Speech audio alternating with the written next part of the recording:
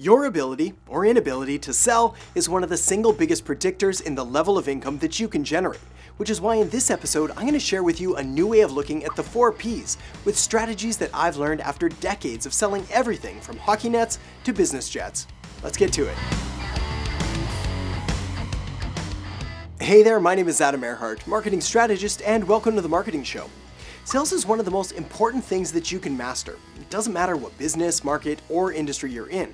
After all, we're all trying to sell something, whether it's a tangible physical product, an intangible service, or even an idea. That's why in this episode, I want to break down for you a framework and a new way of thinking that can dramatically improve your sales using the 4 Ps framework. So, with all that said, let's start off with P number 1, product. One of the single greatest pieces of sales advice that I or anyone else could ever give you is to really understand the reasons behind why somebody makes a purchase in the first place. And one of the biggest mistakes that most people make is thinking that people buy things based on the features or how cool or how fast or how nice or any of those kind of tangible feature benefits behind it rather than the actual emotional reasons that are driving the purchase. You see, people make buying decisions emotionally, and then they justify them later logically or rationally with all of the features, which is why you need both, but I'll cover that in just a second. You see, unless this is the very first video on sales that you've ever watched, which I strongly doubt, well, you've probably heard before that you want to sell the benefits and not the features, so you're probably already familiar with this. And this is true. After all, benefits should make up more than half, but I'd say probably just 51%, because you really do need to provide those benefits or that end state that the person is trying to get to emotionally that they're going to be able to achieve through the purchase of your product, but you can't ignore features completely if you want those benefits to actually stand up. You see, with all this talk about benefits and how important it is, well, features don't get the respect they deserve, but if you ignore features, well then all you've got is a bunch of empty claims and empty promises that nobody's going to believe. But features have an even more important role than simply substantiating the claims that you're making about all the promises or how great life can be after someone buys from you. You see, features allow your prospect or allow your customer to justify the decision that they've just made, not only to themselves, but to other people as well. Let's take the example of, say, a car, and let's say a high-end or luxury car that costs about $100,000. Well, the reason someone buys, say, a $100,000 luxury sports car are very emotionally driven. Perhaps it's for validation or to prove that they've been successful or to celebrate a win or any of the other number of reasons that could exist. And there's going to be a ton of them, which is why you really do want to deep dive with your prospect and with your customer to kind of uncover these desires. So during the sales conversation, you are going to want to have this discussion and really push hard on those emotional buttons, figuring out what's the why behind the why. Why do they really want this car after all? What does it mean to them? What's their life going to look like after they've made the purchase? But once you've dialed in all those emotional reasons, well, it's time to pivot pretty hard to those features and to all of the kind of logical and rational stuff behind making this purchase. Because it's the features and it's all of the details about the car that's really going to allow them to justify to themselves, but also to others when they're questioned about their purchase, which can be very, very big. After all, it's a lot harder to justify a purchase, especially what some might consider either a frivolous or discretionary income type purchase or luxury purchase or anything like that. Well, it's a lot harder to justify that purchase based on emotional reasons because it made you feel good or look cool or basically think about yourself in kind of an emotional context. On the other hand, it's relatively easy to justify this decision based on features. The fact that it gets good mileage or goes from 0 to 60 in X number of seconds or has this feature or that feature, does whatever. Alright, so now that I've beat up on the features and the benefits long enough, let me give you a framework that you can use to sort of mentally go through a process when you're having this conversation with your prospective customers or clients or prospects or whatever. It's called the OCPB framework, and it stands for objection, claim, proof, and then benefit.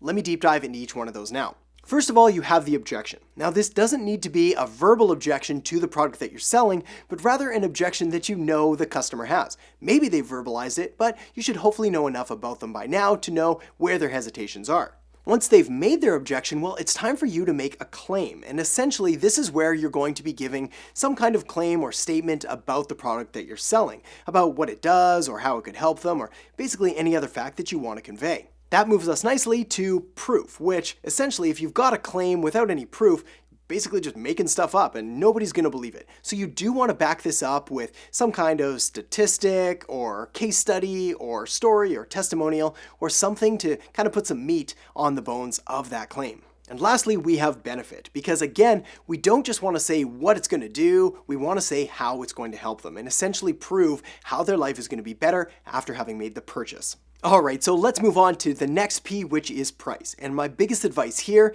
is that you never want to compete on price, because when you do, it's a lose-lose race to the bottom, when whoever gets there first loses. Although the second place you lose too. Everybody loses. Sounds terrible. So why do people compete on price? So why do people compete on price? Well, they do when they can't figure out how to differentiate or how to really position their product as the ideal solution to their customer's problem. So let's talk about that now. First of all, when it comes to pricing, it's really important to understand that value is very subjective, and it's going to depend on a number of different factors, including positioning, like how the product is positioned, whether it's a luxury good or say an economical good. Branding, after all, people do tend to pay more and be willing to pay more for a brand that's recognized rather than a brand that they've never heard of. Here's a funny thing, they don't pay more for the brand because they think the brand's going to be better, but simply because they think it's less likely to be terrible. But more on that in another video. And context, which explains why you can buy a case of bottled water at the supermarket for about the same price as it costs you to buy a single bottle at the airport. Same water, way different value. And there's a number of other factors beyond that. The important point here though is that price is only ever high or low when we compare it directly against something else, which means you don't want to be selling a commodity where essentially people can make an apples to apples comparison.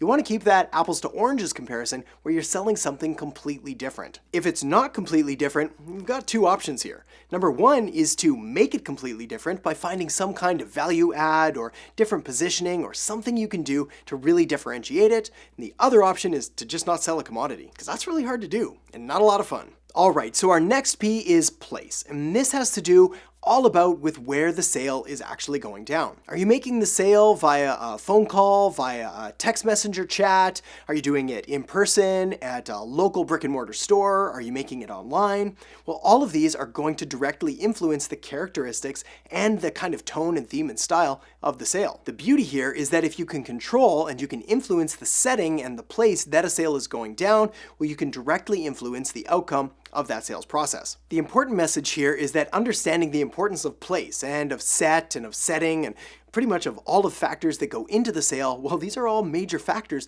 that could lead the sale one way or another. For example, a text message or a messenger chat on social media, well, those are going to be really casual sales processes, which could convey a number of different messages and could either align or be way out of alignment with what you're trying to get across. On the flip side, the same thing goes if you're doing a face-to-face meeting in a downtown high-rise office building on the 30th floor with a 20-foot-long boardroom table and floor-to-ceiling glass windows.